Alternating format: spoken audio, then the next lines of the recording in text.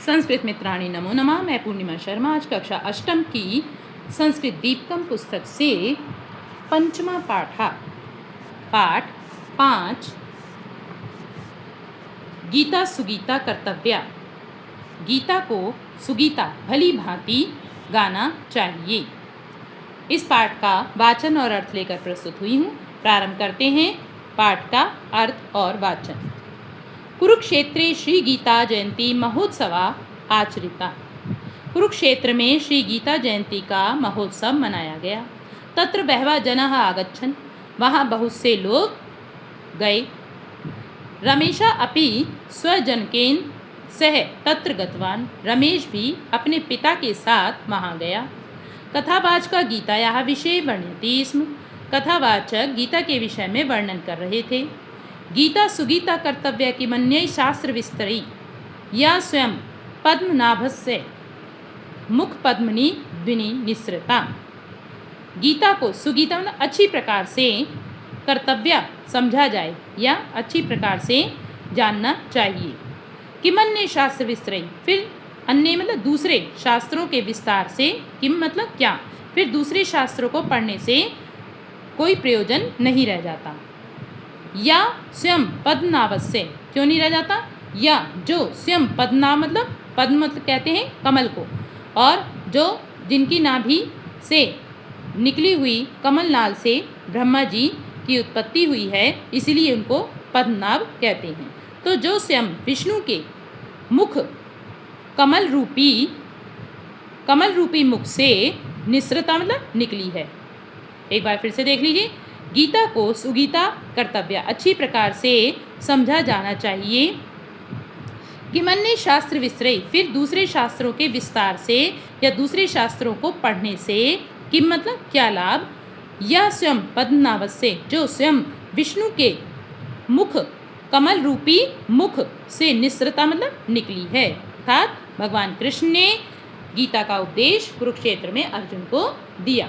इदम श्रुत्वा रमेशा पितरम अपृच्छत्, यह सुनकर रमेश ने पिता से पूछा, पिता हे पिता, गीता क्या है, कथम सुगीता कर्तव्य, और कैसे इसको भली भांति समझा जाए। पिता ने कहा, हे पुत्र, बहुभ्या वर्षेभ्यः पूर्वं कुरुक्षेत्रे कौरवाणां पांडवानां च मध्ये संग्रामः अभवत्। बहुत वर्षों पूर्व कुरुक्षेत्र में कौरवों और पांडवों के बीच में संग्राम हुआ था, यानी युद्ध हुआ था। तस्मिन् युद्धे स्वबान्धवान् दृष्ट्वा अर्जुन युद्धं कर्तुं न इच्छति स्म। उस युद्ध में अपने बांधवों को, सगे संबंधियों को देखकर अर्जुन युद्ध करना नहीं चाहते थे। तदा भगवान श्री कृष्ण युद्ध परांगमुखम अर्जुनम कर्तव्य पालनार्थम उपदिष्टवान। तब भगवान श्री कृष्ण ने युद्ध से परांगमुख मतलब विमुख हुए अर्जुन को कर्तव्य पालन के लिए उपदेश दिया। श्री कृष्ण से उपदेशा एव श्रीमद् भगवद गीता अस्ति, श्री कृष्ण का उपदेश ही श्रीमद् भगवद गीता है। गीतायाम अमृत तुल्या उपदेशा संति, गीता में अमृत के समान उपदेश हैं। देखिए ये चित्र में आपको दिखाई दे रहा है, भगवान कृष्ण हैं और अर्जुन रथ से उतरकर बैठ गए हैं कि मुझे युद्ध नहीं करना है, क्योंकि उनके सामने उनके बंधु बांधव थे। तो भगवान ने अपना रूप दिखाया कि तुम्हें युद्ध करना आवश्यक है, क्योंकि धर्म की स्थापना करनी है। रमेशा तर्हि सुगीता कर्तव्य इत्यस्य कहा आशय, तो गीता को भली भांति गाया जाए, इसका क्या आशय है, इसका क्या मतलब है। पिता अस्य आशय अस्ति यत् गीताया अभ्यास सम्यक रूपेण करणीय, इसका मतलब है कि गीता का भली भांति अभ्यास, सम्यक मतलब भली भांति अभ्यास करना चाहिए। गीता उत्तम भावेन पठितव्या, गीता को उत्तम भाव से पढ़ना चाहिए। अच्छा अर्थात भावना अच्छी होनी चाहिए गीता को पढ़ने के लिए। कार्य क्षेत्रे जीवन क्षेत्रे च गीताया उपदेशा अनुपालनीय, कार्य क्षेत्र में और जीवन क्षेत्र में गीता के उपदेश का पालन करना चाहिए। अस्मिन् पाठे वयं श्रीमद्भगवद्गीताया कांश्चन श्लोकान् पठामः, इस पाठ में हम सब श्रीमद्भगवद्गीता के कुछ श्लोकों को पढ़ेंगे। वयं श्लोकान् मिलित्वा गायामः अपि, हम सब श्लोकों को मिलकर गाएंगे भी। पहला है दुखेषु अनुद्विग्नमनः सुखेषु विगत स्पृहा वीतराग भय क्रोधा स्थित धी मुनि नृत्यते। अब इसको हम भावार्थ से समझते हैं। यह मनुष्य आपत्कालेषु उद्वेगम न अनुभवती। जो मनुष्य आपत्ति काल में यानी संकट के समय में उद्वेग मतलब विचलित न अनुभवती, विचलित नहीं होता है।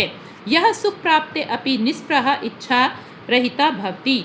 जो सुख प्राप्त हो जाने पर भी इच्छा रहिता, इच्छा से रहित होता है।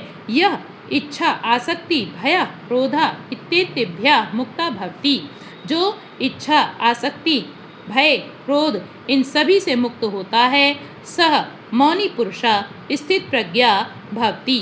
वह मौनी पुरुष स्थिर बुद्धि वाला होता है। दूसरा है क्रोधाद उद्भवती सम्मोह सम्मोहाद स्मृति विभ्रम स्मृति भ्रंशात बुद्धिनाशो बुद्धिनाशात प्रणश्यति। इसका भावार्थ से समझेंगे। मानवस्य यदा क्रोधा भवति तदा क्रोधात अविवेका उत्पद्यते।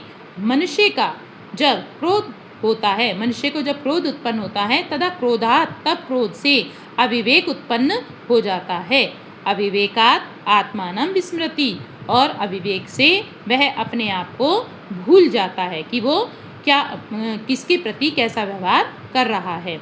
तो अविवेक से क्या हो जाता है, अपने आप को भूल जाता है। विस्मृति मतलब भूल जाता है। किम योग्यम किंच अयोग्यम इति अविचिन्ते क्रोधाद् व्यायामोहम प्राप्नोति। क्या करने योग्य है और क्या नहीं करने योग्य है, इसका विचार किए बिना क्रोध से मोह को प्राप्त हो जाता है। मोह मतलब अज्ञानता को प्राप्त हो जाता है। यदा अधिका व्यायामोहा भवति, जब अधिक अज्ञानता हो जाती है तदा मनुष्य से स्मृति निष्क्रिया नष्टा च भवति।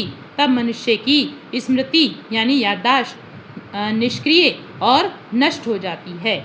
स्मृति नाशात बुद्धि नश्यति और स्मृति का नाश हो जाने से बुद्धि नष्ट हो जाती है। बुद्धि नाशात सह मनुष्य विनाशम प्राप्नोति। बुद्धि का नाश हो जाने से वह मनुष्य विनाश को प्राप्त हो जाता है। अगला श्लोक है तद्विद्धि प्रणिपातेन परिप्रश्नेन सेवया उपदेक्ष्यन्ति ते ज्ञानम ज्ञानिनस्तत्त्वदर्शिनः। इसका भावार्थ है भगवान श्री कृष्ण अर्जुनम उपदिशति। भगवान श्री कृष्ण अर्जुन को उपदेश देते हैं। हे अर्जुन, भवान गुरोः समीपम गत्वा यथार्थ ज्ञान प्राप्तुम प्रयासम करोतु। हे अर्जुन, आप गुरु के समीप जाकर सत्य ज्ञान को प्राप्त करने का प्रयास करो। भवान विनीता जिज्ञासु च भूत्वा गुरोः सेवाम करोतु। आप विनम्र और जिज्ञासु होकर गुरु की सेवा करो। तत्वज्ञानी गुरुः भवते ज्ञानम प्रदास्यति। तत्व को जानने वाले गुरु आपको ज्ञान प्रदान करेंगे। यतः ये तत्व किसकी बात हो रही है, आत्म तत्व को जानने वाले गुरु आपको ज्ञान प्रदान करेंगे। यतः ये सत्यस्य दर्शनम कृतवन्ता ते एव यथार्थ ज्ञानिना भवन्ति। क्योंकि जो सत्य के दर्शन, जिन्होंने सत्य का दर्शन किया है, ते एव वे ही यथार्थ ज्ञानिना वास्तविक ज्ञानी होते हैं।